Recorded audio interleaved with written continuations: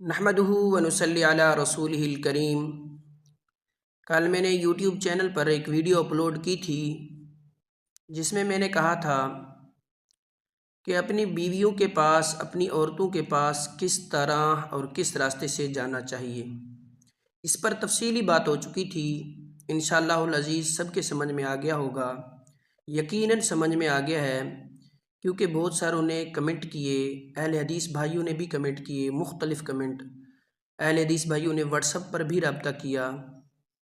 میں نے اس ویڈیو میں کہا تھا کہ بعض اہل حدیث 15ویں صدی کے مجتہد، 15ویں صدی کے محدث، ان کے نزدیک، ان کے ہاں اپنی عورتوں کے پاس، اپنی بیویوں کے پاس دونوں طرف سے جانا چاہیے، دونوں طرف سے جانا جائز ہے، یعنی قبول دبر جس طرف سے چاہو جا سکتے ہو۔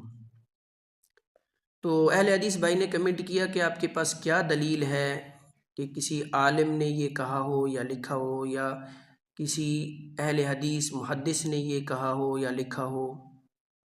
اس نے صحیح بات کی ہے کہ دلیل کے بغیر بات نہیں کرنی، اس نے کہا دلیل پیش کریں۔ اسی طرح ایک بھائی نے واٹس ایپ پر رابطہ کیا، وہ واٹس ایپ کے وائس میں آپ کو آگے سناؤں گا انشاءاللہ۔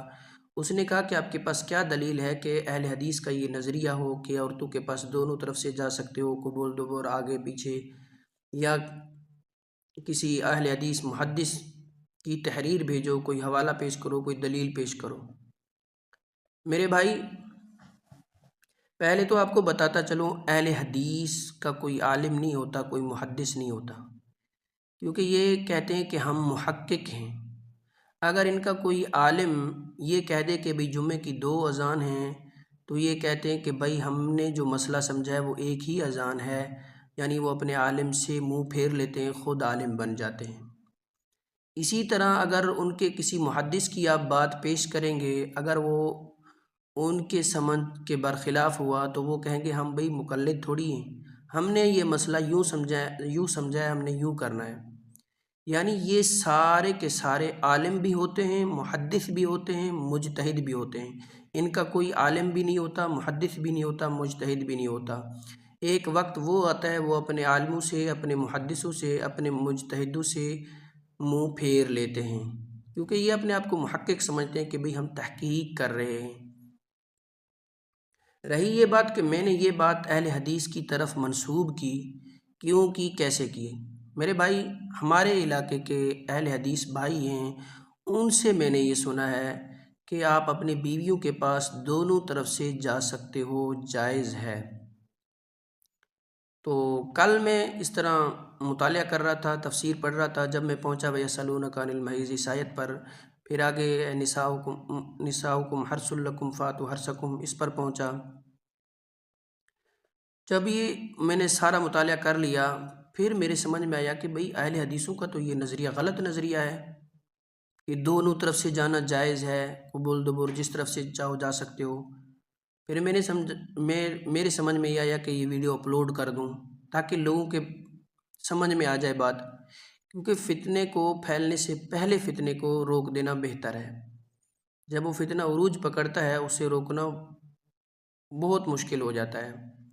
میں نے ویڈیو صرف اس لیے بنائی، محض اس لیے، اور میں نے اس ویڈیو میں یہ بھی کہا تھا کہ بعض اہل حدیث سے مراد یہ ہے، میں نے چند سے سنا ہے اپنے علاقے کے، اور میں نے یہ بھی کہا ہے کہ 15ویں صدی کے مجتہد، 15ویں صدی کے محدث، یعنی آپ کے یہ سارے مجتہد ہیں، سارے محقق ہیں، سارے محدث ہیں، مجتہد محدث میں نے ان کو کہا ہے۔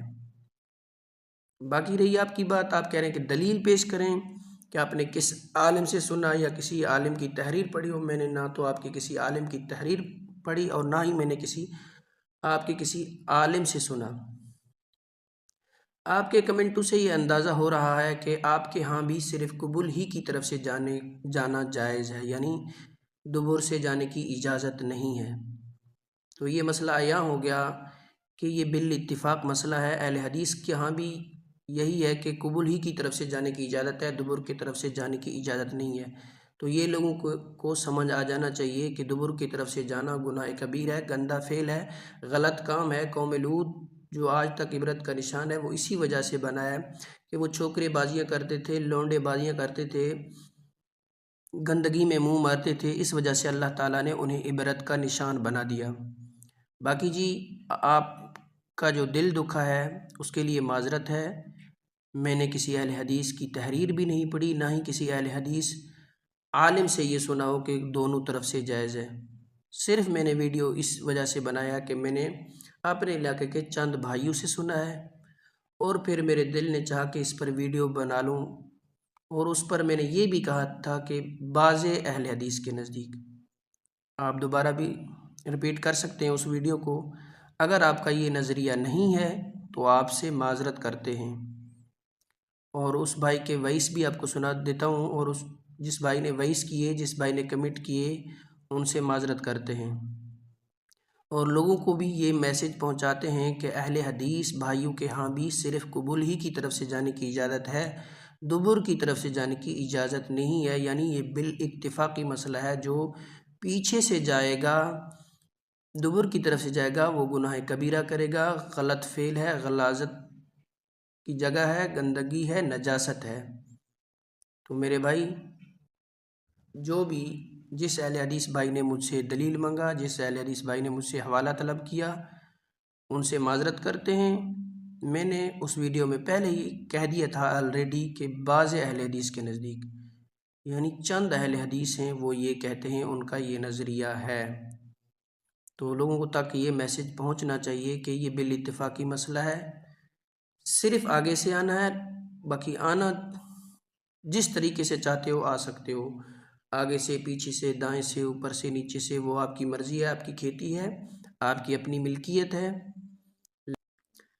واٹس ایپ پر ایک اور بھائی نے بھی میسج کیا مجھے کہ آپ نے کہا کہ عورتیں تمہاری کھیتیاں ہیں، عورتیں تمہاری اپنی ملکیت ہیں، آپ جس طرح چاہو کر سکتے ہو، جیسے چاہو آ سکتے ہو۔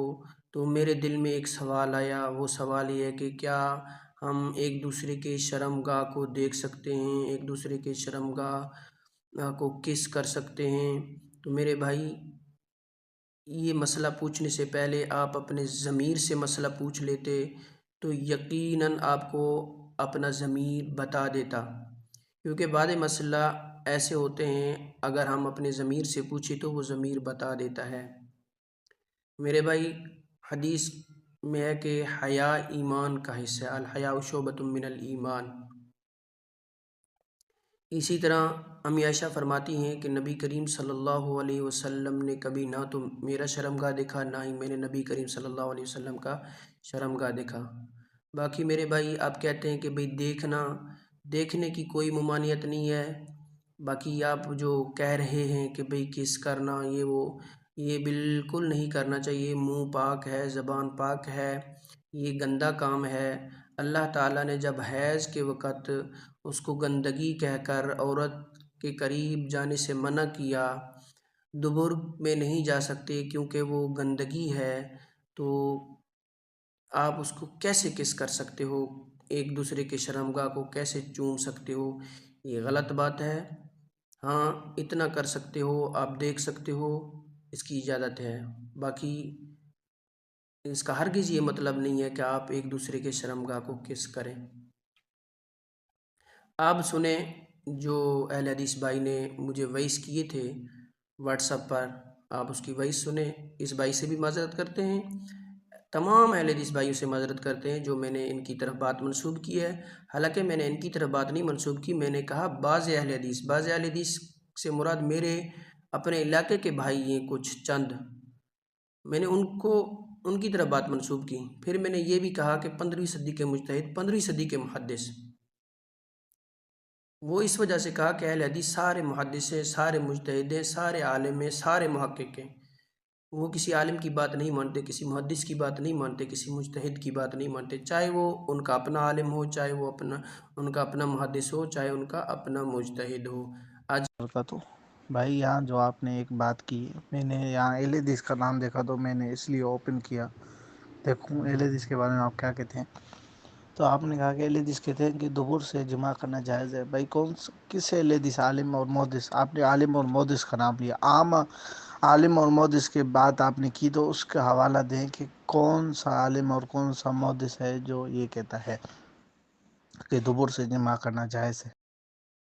اور موت سے پھر جب وہ حدیث پر جو زیادہ پڑھے اور حدیث پر حکم لگائے، یعنی حدیث کا بہت زیادہ علم ہو جائے، تو اسے عالم اور مؤدث کہتے ہیں۔ دوسری بات، عالم ہوتے جو 8 سال پڑھے، علماء کے سامنے بیٹھے، عام بندہ کبھی عالم نہیں ہوتا۔ ہم جو کہتے ہیں، ہم کہتے ہیں قرآن و حدیث کو ڈائریکٹ سمجھو، کسی